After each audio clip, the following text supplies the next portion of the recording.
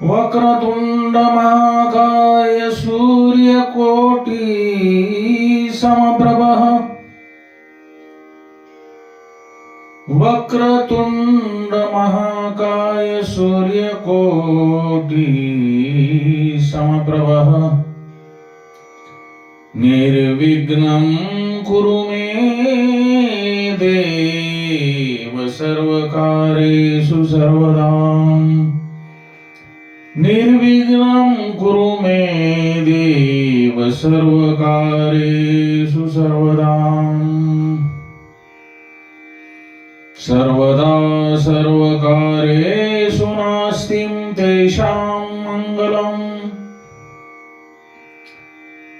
सर्वदा सर्वकार्येषु नास्तिं तेषां मङ्गलं येषां हृदयस्थो भगवान् मङ्गलायतनं हरि येषां हृदयस्थो भगवान् मङ्गलायतनं हरि ॐ नमो भगवते वासुदेवाय ॐ नमो भगवते वासुदेवाय।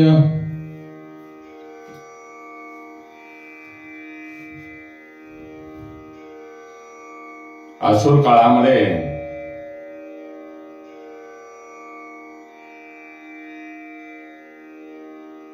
वत्रासुर नावाचा जो राक्षस यज्ञामध्ये चुकीचे मंत्र बोलले गेल्यामुळे जन्माला आला होता, परंतु तो परम भगवत भक्त होता.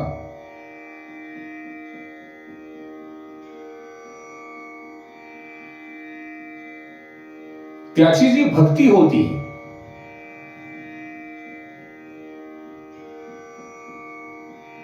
ती इतकी अनन्य आणि एकनिष्ठ होती की त्याच्या भक्तीला पाहून भगवंत त्याच्यावर प्रसन्न झाले. इंद्र ज्या वेळेला त्याला मारण्यासाठी दधीची ऋषींच्या अस्थीपासून बनवलेले जे वज्र होते, त्या वज्रामध्ये, त्या शस्त्रामध्ये त्याला भगवान श्री हरी नारायण यांचे दर्शन होईल आणि तो दर्शन झाल्यानंतर प्रसन्न चित्ताने भगवंचे स्मरण करीत असे. वत्रासुर हा भगवान श्री हरी नारायण यांची मानस पूजा करीत असे.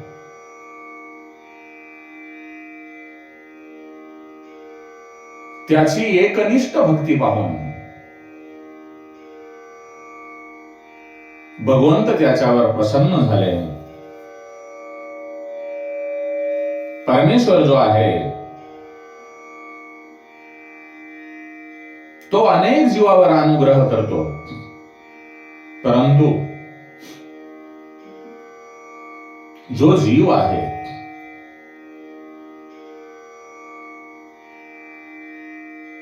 मिळालेल्या संधीचा सदुपयोग करून घेत नाही. आपण सुद्धा आपल्याला जे मनुष्य जीवन मिळालेले आहे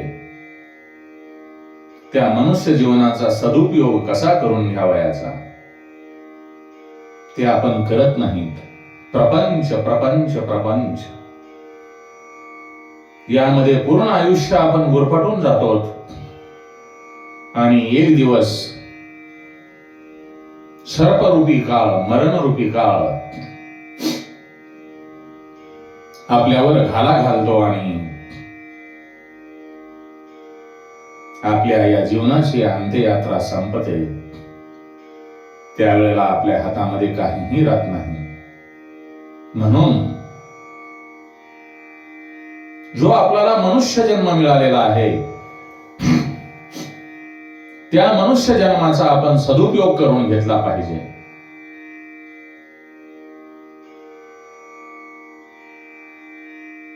वेळ कधी हा कुणासाठी थांबलेला नाही. म्हणून वेळीच सावध व्हा आणि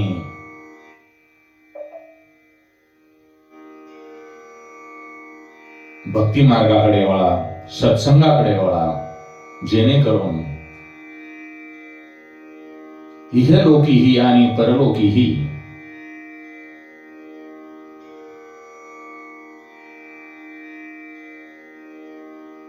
आपले कल्याण होईल.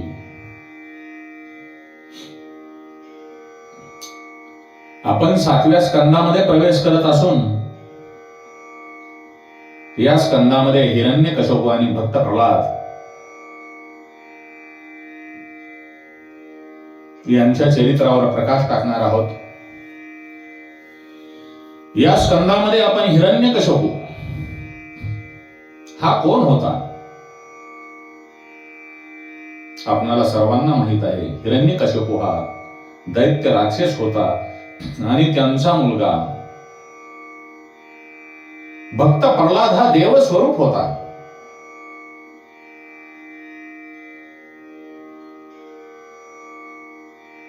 प्रल्हादाचे वडील हिरण्यकश्यप याने आपल्याजवळ असलेल्या शक्तीचा आणि संपत्तीचा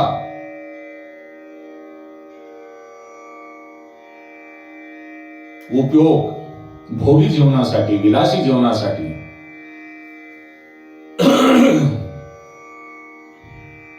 केला आणि त्यांचा मुलगा भक्त प्रल्हाद याने त्याच्या जवळ असलेला वेळेचा उपयोग, शक्तीचा उपयोग भगवंताच्या भक्तीसाठी, ईश्वराच्या भक्तीसाठी केला, म्हणून तो देव झाला, देवस्वरूप झाला. आपल्या सर्वांकडे भगवंताची भक्ती करण्यासाठी आपणाला कोणीही विरोध करत नाही, तरी पण आपण भगवंताच्या भक्तीकडे वळत नाहीत. कारण त्या भक्ती मार्गाकडे जाण्याचा तुमचा तुम्ही स्वतःच विरोध करता, म्हणजे तुम्ही स्वतःचे शत्रू स्वतःच आहात.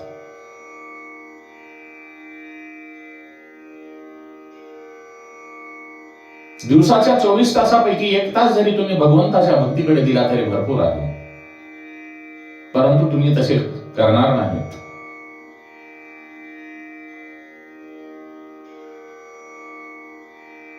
दोन 4 घंटे 5 घंटे आपण मोबाईल मध्ये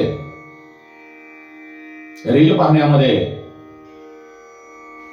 घालवत असता, परंतु एखादा तास भगवंताचे नाम संकीर्तन करण्यासाठी घालवा. ठीक आहे, मोबाईल मध्ये सुद्धा तुम्ही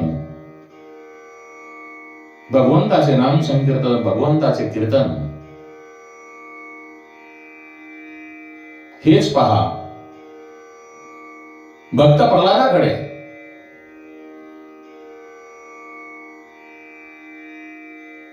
भक्ती करण्यासाठी पूर्णतः विरोध होता. कारण हिरण्यकश्यप हे भगवानी श्रीहरी नारायण यांना आपला दुश्मन समजत होते आणि माझ्या दुश्मनाचे नाव जर कोणी घेत असेल तर हिरण्यकश्यपूला कसे आवडेल? तुम्ही स्वतः विचार करा. जो तुमचा कोणी दुश्मन आहे आणि त्याचे नाव जर तुमचा मुलगा घेत असेल तर तुम्हाला आवडेल का? त्या प्रकारेच हिरण्यकश्यपू ज्या भगवान श्री हरी नारायण यांना विरोधी समजत होता, दुश्मन समजत होता, त्यांचीच भक्ती भक्त प्रल्हाद आपल्या वडिलांचा पूर्णतः विरोध असताना करत होता.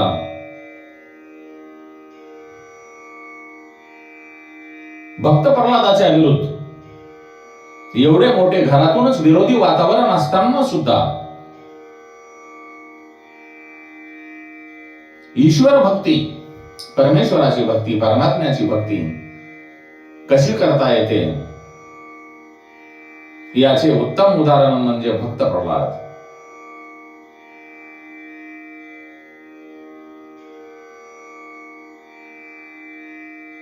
भक्त प्रल्हादाचे वडील हिरण्यकश्यपूने भक्त प्रल्हादाला भक्तीपासून, ईश्वर भक्तीपासून परावर्त करण्याचा खूप प्रयत्न केला, पण प्रल्हादाने ईश्वर भक्ती सोडली नाही. मनुष्य शरीरामध्ये ज्या वासना आहेत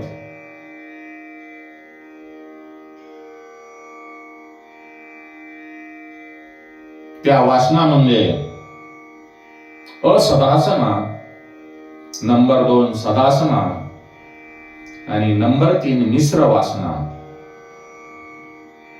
असे वासनेचे 3 प्रकार असून राजा परीक्षित सुखदेवांना विचारतो,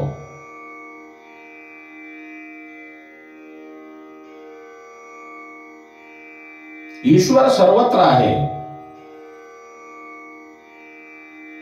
तो सर्वांशी, सर्व प्राणी मात्राशी समभावाने व्यवहार करतो,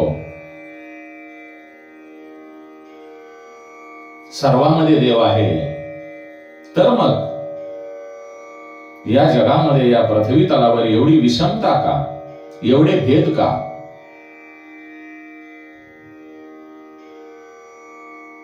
तो म्हणतो, उंदरासारख्या छोट्या प्राण्यामध्येही ईश्वर आहे आणि मांजरामध्येही ईश्वर आहे.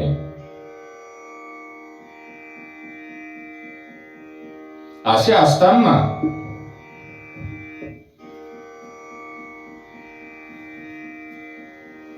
मांजर उंदराला का मारते? राजा परीक्षित सुखदेवांना पुढे विचारतो, भगवंत जर समभाव ठेवून सर्वांशी सारखे वागतात, तर मग भगवंत देवांचा पक्ष घेऊन दैत्यांना का मारतो? तो सर्वांचा पाठीराखा असताना भेदभाव ठेवून का वागतो? भगवंताला तर सर्व प्राणी मात्र सारखेच आहेत, मग त्यांनी वत्रासुराचा वध का केला?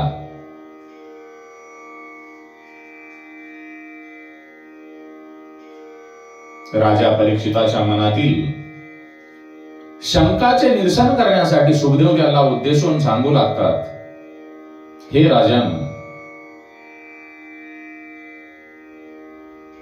समता आणि अद्वैत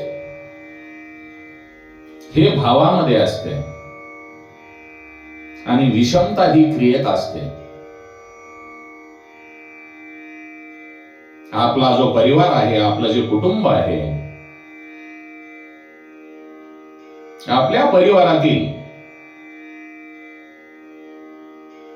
जे कुटुंबातील सदस्य आहेत त्या सर्वांबरोबर आपण सारखे वर्तन करत नाहीत, त्यात विषमता असते.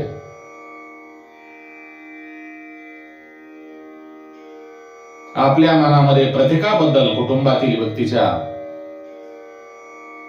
बाबतीत समभाव असतो, तो आत्म्याबद्दल असतो, परंतु देहाबद्दल नसतो. भावामध्ये जरी अद्वैत असले तरी ते कार्यामध्ये राहू शकत नाही. राजन, हे परीक्षित, तुला असे वाटते की देवांचा पक्ष घेऊन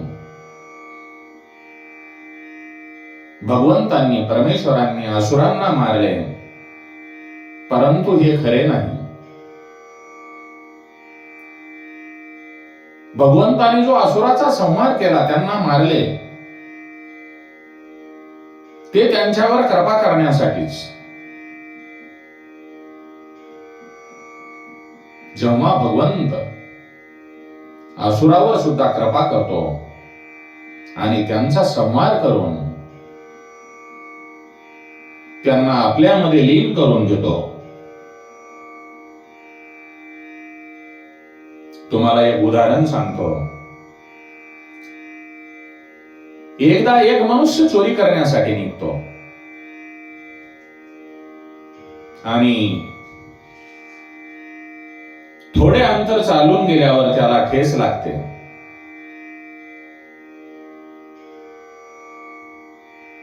आणि त्याचा पाय कापला जातो.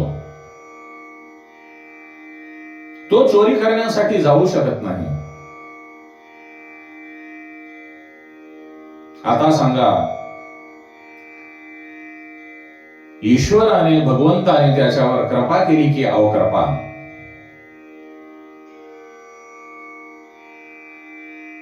भगवंताने त्याच्यावर कृपा केली की अवकृपा? आता आपणाला यातून अर्थ असा काढावा लागेल, भगवंताने त्याच्यावर कृपा केली कारण तो चोरी सारख्या महापापापासून प्रावर्त झाला. त्याच्या पायाला ठेस लागली, त्याचा पाय कापला गेला, म्हणून तो चोरी करण्यापासून विनमुख झाला.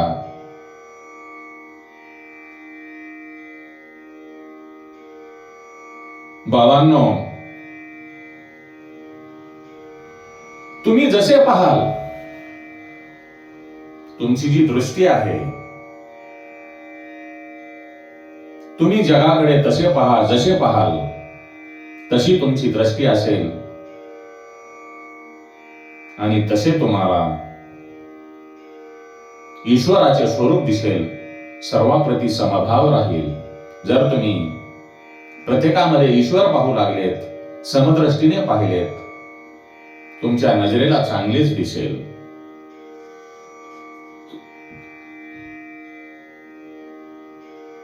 ईश्वराचे कोणतेही एक स्वरूप नाही. गीतेमध्ये तसा स्पष्ट उल्लेख आलेला आहे. ज्ञानेश्वरीच्या पहिल्यामध्येच जी पहिली ओवी आहे, ओम नमो जियाद्याय वेद प्रतिपाद्याय जय जय स्वसवेद्या आत्मनिरूपाम. जीव ज्या भावाने ईश्वराला पाहतो त्याला तसा तो दिसतो. तुमचा जसा भाव आहे, तुमचा पाहण्याचा दृष्टिकोन जसा आहे, तसा ईश्वर तुम्हाला दिसतो, देव तुम्हाला दिसतो. यालाच भगवंताच्या, ईश्वराच्या लीला म्हणतात. आणि कृष्णावतारामध्ये भगवंताच्या लीलाच आहेत. त्या लीला करत असताना भगवंत अनेक रूपे धारण करतात. शंकराचार्य म्हणतात, ब्रह्म हे सर्व व्यापक आहे, ते निर्विकार आहे, म्हणून ते कोणतीही क्रिया करत नाही. आपला जो लोटा आहे, तांब्या आहे, त्या तांब्यातून पाणी बाहेर काढता येते, पण पाणी बाहेर काढल्यानंतर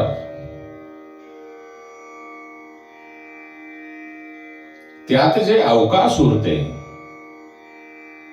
ते बाहेर काढता येत नाही. त्याप्रमाणेच ईश्वराला, भगवंताला, परमपिता परमेश्वराला, परमात्म्याला कोणीही बाहेर काढू शकत नाही. परमपिता परमेश्वर ईश्वर हा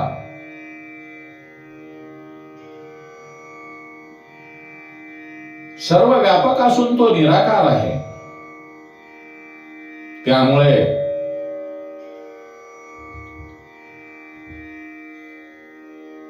ईश्वर एका ठिकाणी आहे आणि अमुक ठिकाणी नाही असे म्हणता येणार नाही, कारण तो सर्वत्र पसरलेला आहे, सर्वांमध्ये आहे, चराचरामध्ये आहे. त्यामुळे तो अमुक ठिकाणाहून अमुक ठिकाणी गेला असेही म्हणता येत नाही. ईश्वर तुमच्या जवळ आहे, तुमच्या हृदयामध्ये आहे, तुमच्या आजूबाजूला आहे, सर्वत्र व्यापलेला आहे. भगवंत हा सर्व व्यापक असल्यामुळे ही सृष्टी ही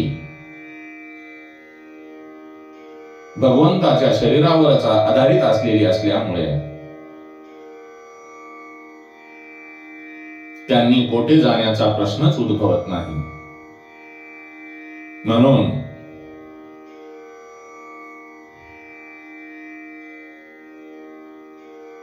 तुम्हाला एक मी छोटस उदाहरण सांगतो. आपण मुंबईला जाण्यासाठी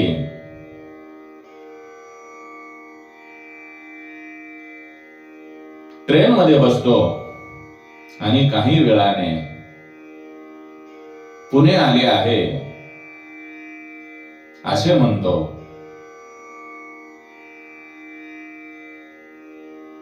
वास्तविक पाहता पुणे आलेले नसते. आपण गाडीत बसून पुण्याला गेलेलो असतो. पुणे जिथे आहे तिथेच आहे. ते कोठेही जाण्याची क्रिया करत नाही, तरीही आपण म्हणतो पुणे आले. ईश्वराचेही तसेच आहे. तो निष्क्रिय आहे. मायेमुळे आपल्याला ईश्वर क्रिया करतो असे भासते. शंकराचार्यांचा हा दिव्य सिद्धांत आहे.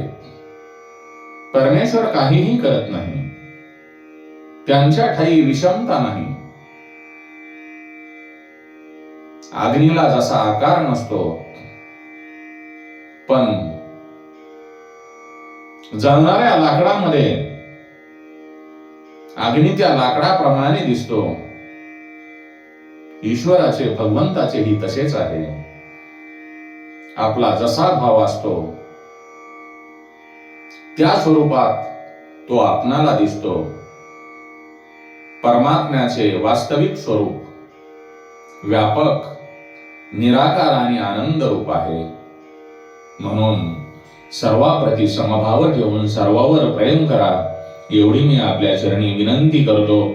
श्रीराम जय राम, जय जय राम. श्री कृष्ण गोविंद हरे मुरारे, श्री कृष्ण गोविंद हरे मुरारे. हे नाथ नारायण वासुदेवाय, हे नाथ नारायण वासुदेवाय. ओम नमः शिवाय, ओम नमः शिवाय, ओम नमः शिवाय.